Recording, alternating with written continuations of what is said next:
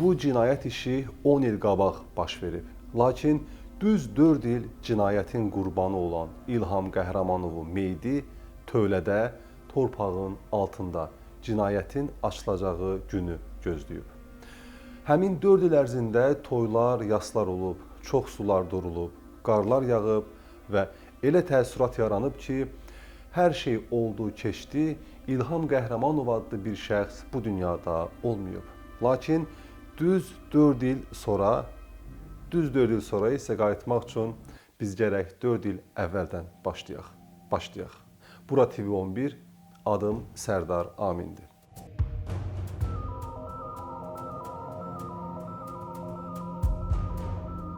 Göygöl rayonu sakini İlham Qəhrəmanov arvadı 1983-cü il təvəllüdlü Aynurə Qəhrəmanovanı uzun müddət qısqanıb və onu başqa kişilərlə intim münasibət saxlamaqda günahlandırıb. Biz məcburuq verilişi Aynurənin etirafları, daha doğrusu gecikmiş etirafları üzərində quraq. Çünki İlham Qəhrəmanov həyatda yoxdur. Aynurə deyir ki, əri İlham onu mütəmadi olaraq döyüb, təhqir edib. Bu səbəbdən onların aralarında münasibətlər pozulub. Aynurə Qəhrəmanova 23 noyabr 2012-ci ildə aralarında olan rəsmi nikahın pozulması barədə Göygöl rayon məhkəməsinə əri İlham Qəhrəmanova qarşı iddia qaldırıb. Aynurə deyir ki, 1998-ci ildə İlhamla ailə qurub və birgə nikahlarından 1999-cu il təvəllüdlü Rəşad, 2002-ci il təvəllüdlü Fatimə, 2008-ci il təvəllüdlü Elşad dünyaya gəlib. Evləndikdən sonra əvvəlcə İlhamla Göygöl rayonu Balçılı kəndində qaynatası gildə yaşayıblar. 2004-2005-ci illərdə isə Göygöl rayonunun Qırıqlı kəndində ev aldıq. Bundan sonra həmin evdə yaşamağa başladıq. İlhamla evləndikdən az müddət sonra münasibətlərimiz artıq pisləşməyə başladı. Bunun səbəbi İlhamın mütəmadi olaraq spirtli içkilər qəbul eləməsi, evə qayğı göstərməməsi, mənimlə dava-dalaş eləməsi oldu. Göygöl rayonu Qırıqlı kəndinə köçdükdən sonra İlhamla münasibətlərimiz daha da pisləşdi. Buna səbəb İlhamın qısqanclığı oldu. Aramızda həmişə soyuq münasibət olub. Həmişə İlhamla ayrı-ayrı otaqlarda yatmışıq. Aynurə Qəhrəmanovanın sözlərinə görə 2012-ci il avqustun 26-sında İlham və 3 övladı İlhamın qohumu-gilə toya gediblər. Toydan çıxdıqdan sonra İlham yenidən mənim ünvanıma nalayiq sözlər işlətməyə başladı. Qaynım Bəhmana zəng vuraraq bizi yaşadığımız evə aparması üçün maşınla gəlməsini istədi. Bəhman gələ bilməyəcəyini dedi. İlham yenidən əsəbləşdi. Bunu gördükdə Bəhmana zəng edərək İlhamın məni döymək istədiyini dedim və gələrək bizi evə aparmağını xahiş etdim. Bir qədər sonra Bəhman həmin yerə gəldi. Mən və uşaqlarım Bəhmanın maşınına oturduq. İlhamsa Bəhmanın onun çağırışına deyil, mənim çağırışıma gəldiyinə görə yenə də əsəbləşdi. İlham mənə, Bəhman sənin ərindir, ona görə dalınca gəlib dedi. İlhamla Bəhman arasında mübahisə yarandı. Aynurə Qəhrəmanova qeyd edir ki, İlham restoranın yanında oğlu Rəşadla qalır. Bir qədər irəlidikdən sonra Bəhmana dedim ki, İlham Rəşadı döyəcək, geri qaydaq. Rəşadı da özümüzlə götürək. Geri qayıdıb Rəşadı götürdükdən sonra Qırıqlı kəndində olan evimizə gəldik. Həmin vaxt, yəni həmin gecə anam Güllü evimizdə idi. Həyətdə bir qədər dayandıqdan sonra uşaqları toy evinə gedəcəyimə dedim və onları anamın yanına yolladım. Yəni evə qalxmalarını tapşırdım. Toya pul yazılmadığından baldızım rəsmiyyənin qonşuluğunda olan evi istiqamətində getdim. Lakin İlhamın gələrək məni orada da döyəcəyini fikirləşdim, ora getmədim. Yenidən yaşadığım evə qayıtdım, amma evə girmədim. Həyətdə gözlədim. Təqsirləndirilən şəxsin ifadəsinə görə gecə yarı əl damına girib səhərə yaxın saat təxminən 5 radələrində İlhamdan qorxduğundan Gəncə şəhərinə gedib. Gəncədə gün ərzində gəzişdikdən sonra bacım Arifəyə zəng vurdum, uşaqların necə olduğunu soruşdum. Bacım evdən çıxaraq getdiyim üçün məni danladı. Ona özümü öldürəcəyimi, artıq bu cür yaşaya bilmədiyimi dedim. Bacımın təkidindən sonra onlara gəldim. İlham isə gələrək məni oradan götürdü.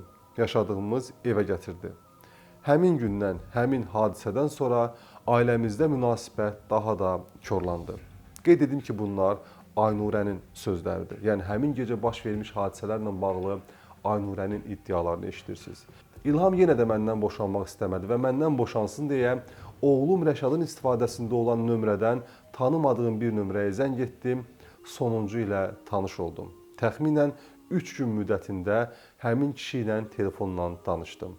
Həmin şəxs mənim ailəli olduğumu bildi və mənimlə danışmadı. Aynurə Qəhrəmanova bildirib ki, bir gün telefonda həmin şəxsin nömrəsini bilərəkdən açıq saxlayıb. Məqsədim ərimin həmin şəxslə danışdığımı, xəyanət etdiyimi düşünməsi və məndən boşanmasına nail olmaq idi. Ərim həmin şəxsə zəng vurdu, danışdıqdan sonra yenidən məni döydü. 2012-ci ilin sentyabrında oğlum Rəşadın istifadəsində olan nömrədən başqa bir kişi ilə təxminən bir həftə danışdım. Həmin kişi də mənim evli olduğumu bildi və mənimlə danışmağa davam etmədi. Qeyd edək ki, bir daha bunlar hamısı Aynurənin iddialarıdır. Təqsirləndirilən şəxsin sözlərinə görə 2012-ci ilin sentyabrında Göygöl rayon məhkəməsinə boşanmaq üçün müraciət edib. Dekabr ayında hazırlıq iclası, 14 yanvarda isə məhkəmə baxışı olmalı idi. 14 yanvara 2 gün qalmış, 12 yanvar 2013-cü il tarixdə İlham axşam saatlarında spirtli içki qəbul etdi, sonra çimməyə getdi. İçkili olduğu üçün ona çimməyə kömək elədim. İlham təxminən saat 22-23 arası yenidən mənimlə mübahisə elədi, sonra yatdı. Gecə yarısı yenidən oyandı, mənim və uşaqların yatdığı otağa keçdi. Yenidən bədənimin müxtəlif nahiyələrinə zərbələr endirdi. İlhamın yatdığı otağa keçdim, səsküydən uşaqlar narahat olmasın deyə həmin otaqda davam etdik. Orada da İlham mənimlə davadalaş etdi. Əynimdə olan xalatı çıxararaq lüt şəkildə yatdığı çarpayıya uzatdı və uzanmış vəziyyətdə İlham nə üçün ona xəyanət etdiyimi soruşdu. Camaat içinə çıxa bilmədiyini, başını aşağı saldığımı, yad kişi ilə danışdığımı dedi. Ona xəyanət eləmədiyimi, adıma söz çıxarsa məndən boşana biləcəyindən belə bir şey etdiyimi dedim. İlham etdiyim hərəkətlərə görə özünü öldürəcəyini dedi. Mən isə ona özünü yox, məni öldürməyini təklif elədim və biz beləcə gah mübahisə etdik, gah danışdıq. Aynurə Qəhrəmanova qeyd edir ki, bundan sonra İlham ayağa durur və onu vurmağa başlayır. Otaqdan qaçmaq istəyəndə İlham arxadan məni vurdu, yatdığı çarpayıya yıxdı və bədənimin müxtəlif nahiyələrinə yenidən döyməyə başladı. İlham məndən hara getdiyimi, hara getmək istədiyimi soruşdu və yenə də İlhama xəyanət etmədiyimi, sadəcə onda qıcıq yaratmaq üçün evdən getdiyimi söylədim. O mənimlə qeyri-təbii yolla əlaqədə olmaq istədiyini dedi. Onun bu istəyindən imtina elədim. Bu səbəbdən aramızda mübahisə baş verdi. Donumun parça materialından olan kəmərini həmin vaxt İlhamın çarpayısının yanında idi və İlham həmin kəməri boğazına bağladı, intihar edəcəyini dedi. Başa düşdüm ki, intihar edəcəyini deyib və məni qorxutmaq istəyir ki, razı olub onunla qeyri-təbii yolla əlaqədə olum. Bu da qəribə bir məsələdir. Yəni, bu yolla əlaqədə olmaq üçün insan intiharla qorxuda bilərmi? Hiss etdim ki, razı olmasam da İlham zorla mənimlə olacaq. İlhamın boğazına bağladığı kəməri açmaq istəyəndə mənə mane olaraq çənəmə yumruq vurdu. Bu zaman İlhamı itələdim, o geri gedərək çarpayıda oturdu. Tez iki əlimlə onu boğmağa başladım. Dizlərimi sinəsinə qoydum və onu boğmağa davam elədim. Aynurə Qəhrəmanovanın sözlərinə görə İlhamı öldürmək məqsədi ilə boğub. Xırıltı səsi gəldikdə onu buraxdım.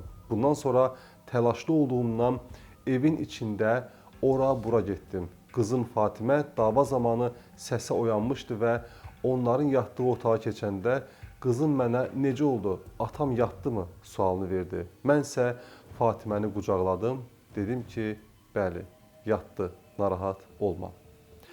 Uşaqlar yatandan sonra İlhamı öldürdüyüm otağa keçdim. Arxadan qucaqlayaraq onu əl damına tərəf açılan pəncərəyə söykədim. İkinci cəhdlə İlhamın başını pəncərədən çölə salladım. Bundan sonra həyətə düşdüm və həmin pəncərənin qarşısına gəldim. İlhamı çiyinlərindən tutaraq həmin pəncərədən yerə saldım və sürüyərək əl damına apardım. Aynurə Qəhrəmanovanın sözlərinə görə İlhamı əl damında divara söyküyüb və üstünə dəmir şifer qoyub ki, meyidi kimsə görməsin. Yanvarın 13-də, yəni həmin gecədən bir gün sonra damda, yəni əl damında İlhamı gizlətmək üçün boyu ölçüdə pəncərənin olduğu qapıya perpendikulyar quyu qazmağa başlayır. Və o qeyd edir ki, qazmağa gücüm çatmadığı üçün qonşu ağaları çağırdım ki, mənə kömək eləsin. Ağalara əl damında qazıntı aparmağımın səbəbini təmirlə əlaqədar olduğunu dedim. Bildirdim ki, damın suyu məhəllədən axıtmaq üçün kanalizasiya quyusu qazacam. Bunu mənə İlham tapşırıb. Ağalar arvadı Mətanətlə birlikdə bizə gəldilər. Mətanətlə mən kənarda dayandım. Ağalarsa mənim qazdığım xəndəyi dərinləşdirdi. Bundan sonra ağalar bir qədər, Mətanət isə ondan sonra getdi. Gecə uşaqlar yatdıqdan sonra əl damına gəldim. İlhamın üzərinə qoyduğum şiferləri götürdüm. Onu qazılmış xəndəyə uzatdım. Daha sonra üstünə torpaq tökdüm və yeri hamarladım. Təqsirləndirilən şəxs bildirib ki, səhəri gün qayını Bəhman gəlir və İlhamı soruşur. Bəhmana İlhamın səhərdən yoxa çıxdığını və hara getdiyini bilmədiyimi dedim. Bundan sonra qaynanam və Bəhman bir neçə dəfə gəldi getdi. İlhamı soruşdular. Mən isə İlhamın harda olduğunu bilmədiyimi dedim. Təxminən bir ay sonra bildim ki, qaynım Bəhman İlhamın yoxa çıxması barədə Göygöl rayon polis şöbəsinə ərizə verib. Yəni onun itkin düşməsi ilə bağlı artıq ərizə yazılıb. Bəhmanın ərizəsi ilə bağlı hüquq mühafizə orqanlarının əməkdaşları yaşadığım evə gələrək baxış keçirdilər. Lakin ərimi öldürüb bastırdığımı başa düşmədilər. Aynurə Qəhrəmanovanın ifadəsinə görə İlham əvvəllər qeyri-təbii yolla əlaqədə olmağı ona təklif eləməyib. Yəni həmin gecəyə qədər belə bir hadisə baş verməyib, lakin başqa qadınlarla görüşdüyünü və həmin qadınlarla bu yolla əlaqədə olduğunu ona danışıb. Onun sözlərinə görə ərini öldürməmişdən və öldürdükdən sonra heç kimə bu barədə heç nə deməyib. Beləcə bu hadisənin üstündən 4 il keçir. 2017-ci il iyulun 21-də saat 11 radələrində İlham Qəhrəmanovun meyidi Göygöl rayonu Qırıqlı kəndində evin yardımçı tikilisindən aşkar edilərək xəndəkdən çıxarılır. Gəncə Ağır Cinayətlər Məhkəməsinin hökmü ilə Aynurə Qəhrəmanova 11 il müddətinə azadlıqdan məhrum edilir.